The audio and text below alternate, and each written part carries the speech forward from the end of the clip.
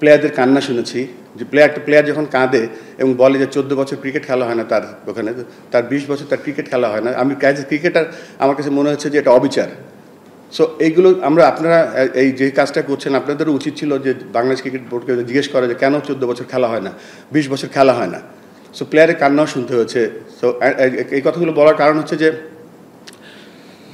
আমরা ডিসেন্ট্রালাইজেশন করছি এবং সেই কাজটা করার প্রথম ধাপ অত্যন্ত সফলভাবে আমরা পালন করতে পেরেছি।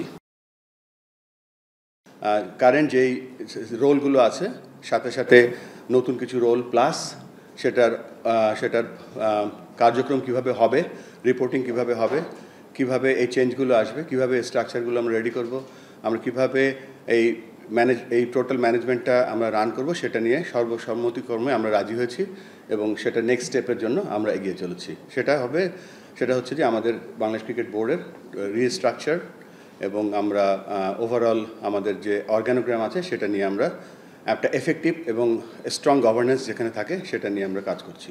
সেটা আমাদের ওই ট্রিপল সেঞ্চুরি প্রোগ্রামের একটা অংশ।